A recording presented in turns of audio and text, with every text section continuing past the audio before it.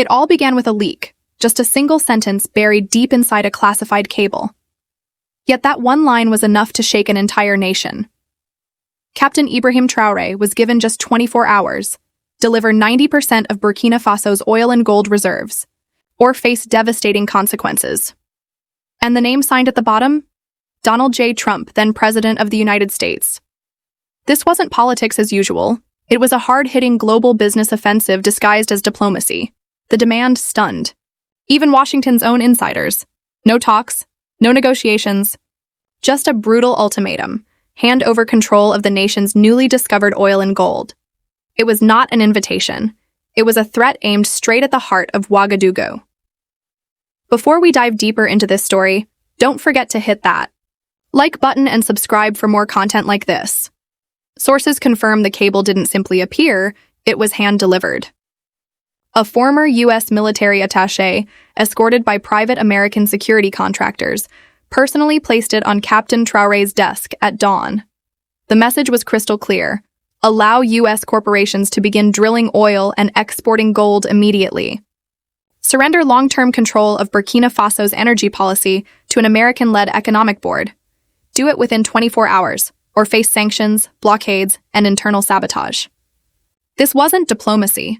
This was a shakedown. Trump's tone was cold, blunt, and businesslike. We saved you from terrorism. Now it's time to pay up. But Trump miscalculated, because the man across that desk was not the type to bend. Captain Traoré didn't flinch. He summoned his intelligence chief, called in his top military commander, and declared, "Tell the Americans, Burkina Faso is not for sale." By midday, the news exploded. African media lit up from Lagos to Kinshasa. Headlines blazed: Trump demands Africa's resources. Traoré, given 24-hour deadline. The continent was watching, the world was listening, and Burkina Faso held its breath. But Traoré wasn't drafting a reply with ink and paper. His answer was forged in strategy and steel. For months, something monumental had been kept hidden beneath the dry plains of northern Burkina Faso. Not rumor, not speculation, but fact. Massive, untouched oil reserves had been confirmed by a secret geological task force formed after Traoré seized power. Russian engineers conducted deep scans. Iranian drones flew under radar. North Korean technicians secured the data. Everything was classified. Everything was locked down. Until the first drill struck Earth. That's when the satellites caught it. American satellites, French satellites, the ever-watchful eyes in the sky. Within 48 hours, U.S. intelligence flagged strange energy activity in the Sahel. They tracked shipments of equipment from Iran and Venezuela. Encrypted chatter spoke of a new sovereign petroleum corridor. Soon after, gold signals spiked as well. Because quietly, Burkina Faso was taking back its gold. French-controlled mining companies were being expelled, replaced by national military units. The wealth no longer flowed to Paris. It was redirected into a national development fund, and Washington understood exactly what this meant. Here stood a nation rich in oil and gold, not managed by Wall Street, not answering to Paris, not kneeling before the IMF, but driven by its own people, its own army, its own vision. This wasn't mere defiance. It was a blueprint. And that terrified them. They didn't just want the oil. They wanted to kill the idea. Before Mali, Niger, Chad, or Congo could follow suit. That's when the phone calls began. From Exxon, from Chevron, from Washington power brokers, asking the same question. How do we shut this down before it becomes another Libya, only this time African-owned? Their answer? Send Trump. Send the threat. Force Traoré to kneel. But they had chosen the wrong man. Because Ibrahim Traoré does not kneel. When the ultimatum arrived in Ouagadougou, it carried no pretense of diplomacy. It reeked of arrogance, the language of empire, disguised as business. Trump's team delivered it like a contract, but make no mistake, it was extortion. The demands were laid out in a 7-page document marked Confidential Strategic Resource Acquisition Framework. But the contents were anything but subtle. 90% of Burkina Faso's oil output would be granted to U.S. giants for stabilization and infrastructure purposes. Control over all major gold export routes would be handed to U.S.-approved intermediaries. An American advisory board would oversee every new mining contract and revenue stream. In return, promises of military cooperation, technology transfer, and protection from regime change. Yes, protection from regime change. A polite threat, wrapped in diplomatic language. The true message was unmistakable: obey us or fall. And at the top of the document, in thick red ink, a handwritten note. Traoré has 24 hours. This was not business. This was imperialism. 0. Bold, naked, and unashamed. In Washington, elites pretended to distance themselves. They claimed Trump was going rogue, not acting on behalf of official U.S. policy. But behind closed doors, no one stopped him. Because deep down, Trump was only saying aloud what others had whispered for decades. We don't care who runs Africa, as long as we control what's under the ground. But Captain Ibrahim Traoré heard the message loud and clear, and he had already made up his mind. No foreign power would dictate the destiny of his nation. If this was to be a power play, he would not play the pawn. He would stand as a sovereign man representing a sovereign people. And Trump had just threatened the wrong soldier. When the document landed in Burkina Faso's war room, Traoré didn't panic. He calmly read it twice. Then, setting it aside, he rose to his feet and said, "So, this is their price for peace, slavery in a suit and tie." He did not hesitate. He did not stall. He lit a fire. They want 90% of our future? Then they will get 100% of our resistance. He didn't call Paris. He didn't call Washington. He called the commander of the Special Sovereignty Force, a shadow military unit created precisely for moments like this. Orders went out swiftly. Lock down every oil field, double the guards on gold convoys, sever all data lines to foreign contractors, prepare national television. A statement was coming. By noon, the entire country was watching. The screen faded to black, then flickered to life. No glossy set, no polished production. Just Captain Traoré in uniform, one hand resting on the Burkina Faso flag, the other on a folder stamped confidential U.S. threat. His voice was steady, his stare unbreakable. To the people of Burkina Faso and to our African brothers and sisters, an offer has been made. An offer to sell our oil, to sell our gold, to sell our honor in exchange for fear. He paused. The silence was electric. To those behind this insult, to Mr.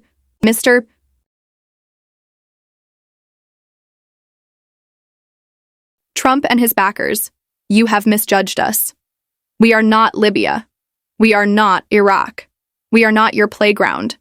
We will never trade our land for your luxury. We will never bow to your bullets or your banks.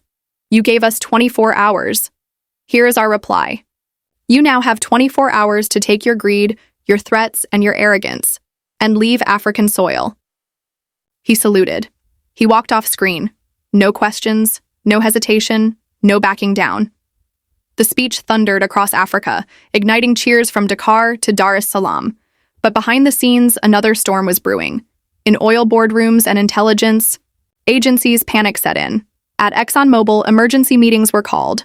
At Halliburton, strategy teams scrambled to assess the damage. And at CIA headquarters in Langley, alarms blared. Traoré hadn't caved. He had gone public.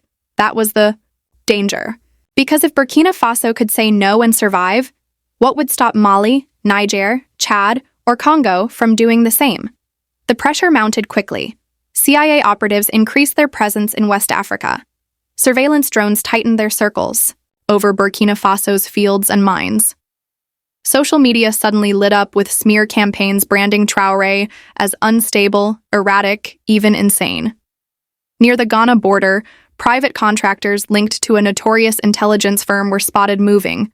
The message from Washington was simple: this ends now. But Traoré's message had already echoed across the continent.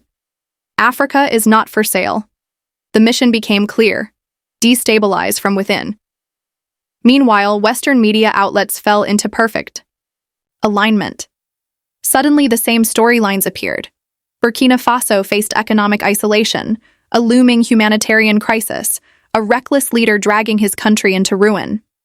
But inside Burkina Faso, the reality was very different. Citizens lined up to volunteer for oil field security. University students organized teach-ins on sovereignty and resource justice.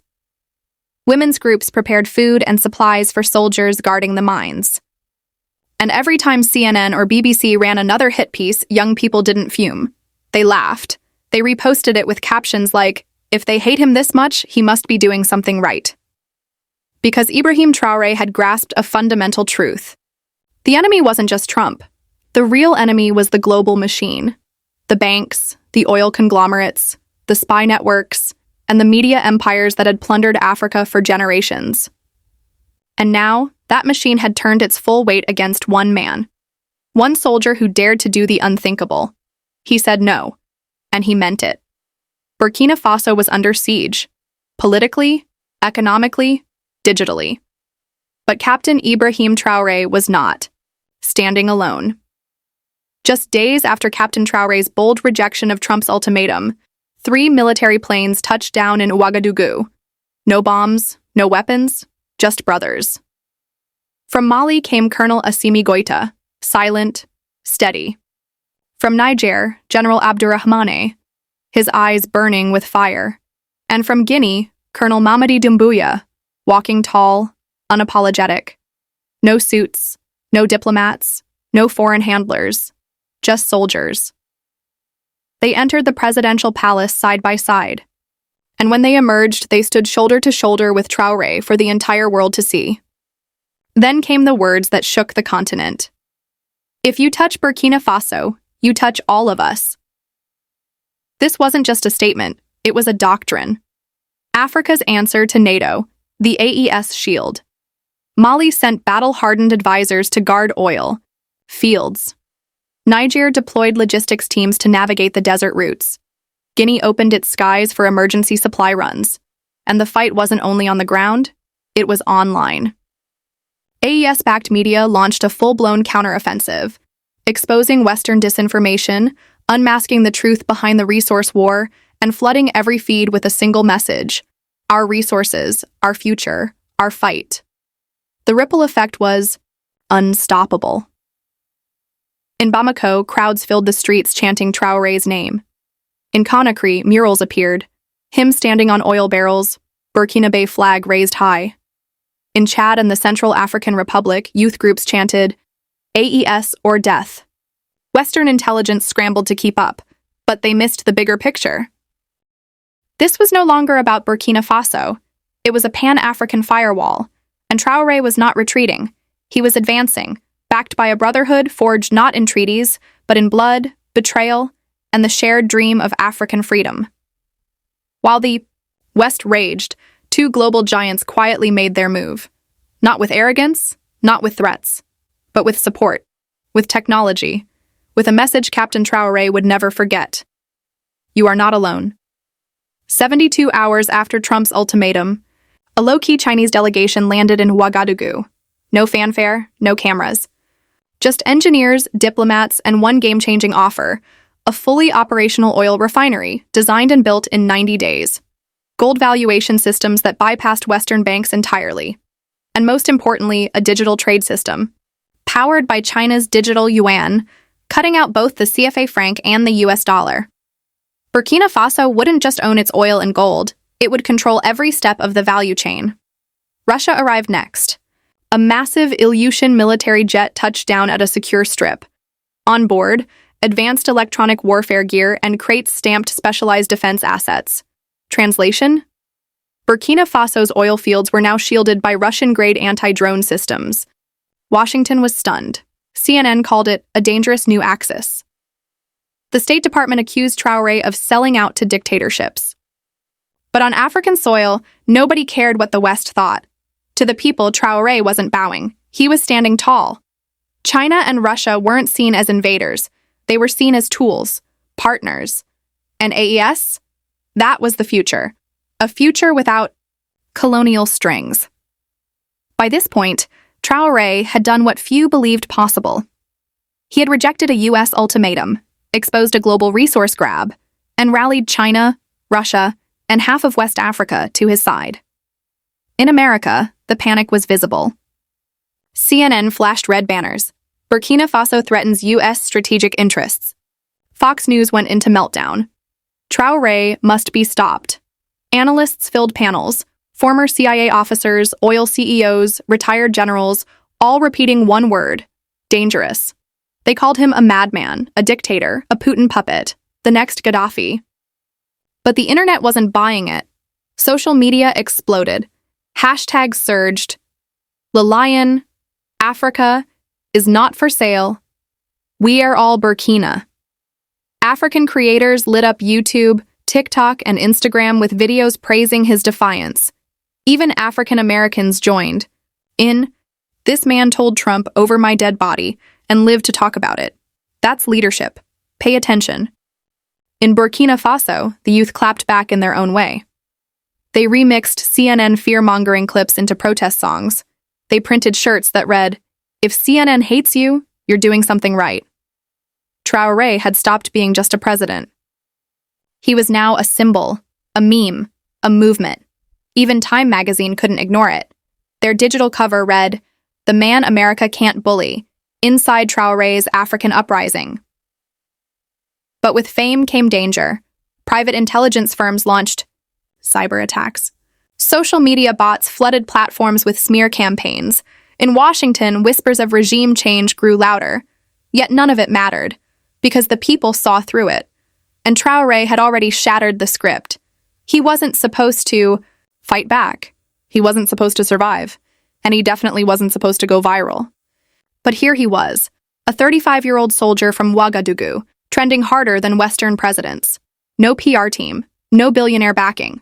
Just truth, grit, and oil. The clock ticked. The world waited. Would Traoré open his doors to U.S. corporations? Would he bend? Instead, as Trump's 24-hour deadline expired, Traoré made his boldest move yet. In the early hours of the morning, Burkina Faso's National Assembly gathered in a secret emergency session. Behind closed doors, under Traoré's direct command, they passed a historic resolution. All oil and gold reserves within Burkina Faso are hereby nationalized and permanently protected from all foreign corporate ownership. By sunrise, the eye for ink was dry. The decree was signed. Every Western company still clinging to Burkinabe soil received the same message. Pack your bags. You're done here. French and Canadian mining licenses revoked. A U.S. Sykers-backed energy survey team escorted to the border. Foreign diplomats notified in plain words, Burkina Faso's resources are not up for debate. Then Traoré appeared on national television. No uniform, no weapons, just traditional Burkinabe dress. His voice steady, his eyes unshaken. For generations we have been exploited, he declared. Now that we have discovered our wealth, they seek to take it back. But I am not here to serve empires. I am here to serve a people who have suffered too long. He paused, then delivered the line that echoed across Africa. Burkina Faso is not afraid, and I will not negotiate with thieves. The streets erupted, drums, fireworks, dancing, crowds chanting through Ouagadougou. He said no, he said no, he said no. Online, the fire spread again. Young Africans posted videos holding fuel, soil, coins, whispering one phrase, "We protect what's ours." Trump's deadline had passed. His threat had failed. And Traoré had not only survived the storm, he had rewritten the rules. For 12 hours, Washington went silent. No briefings, no tweets, just quiet panic. Alarm bells in oil boardrooms. Nervous whispers in Pentagon halls. Then, at exactly 7:42 a.m. Eastern Time, Trump broke the silence. A single all-caps tweet. Traoré just made the biggest mistake of his life. Africa will pay for this. The internet exploded. Journalists scrambled. Cable news turned into shouting matches.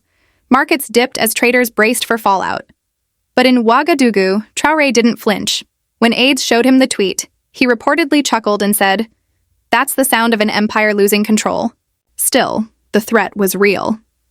Satellite activity over West Africa tripled. U.S. Navy ships repositioned toward the Gulf of Guinea. AFRICOM quietly warned of regional instability. Burkina Faso's military didn't wait. Anti-air systems went live. Gold convoys were locked down. Special forces deployed across the oil fields and capital. AES allies reacted instantly. Mali rolled armored units across the border. Niger activated air defense radar. Guinea dropped a bombshell, a joint rapid response pact promising immediate retaliation if Burkina Faso was attacked. Then came the shocker. This wasn't just governments anymore. Ordinary people rose. In Nigeria, South Africa, Kenya, Senegal, thousands surrounded U.S. embassies. Not protests, warnings. Placards read, "Touch Traoré, you touch all of us." Africa is not your minefield. Keep your democracy, we'll keep our dignity. In Washington, Trump was reportedly furious. The pressure campaign had failed. And then came the final blow, not from a government, but from a video. Just 43 seconds long, posted by Traoré himself, calm, direct, eyes locked on the camera. This is not just about oil. This is not just about gold. This is about the soul of Africa, and I would rather die standing than live kneeling. The clip went viral instantly. Within 24 hours, it had been shared more than 12 million times. Former African presidents broke their silence, one by one, praising Traoré as the spark of a new era. The world held its breath, and Africa, finally exhaled. A deep breath of freedom long overdue.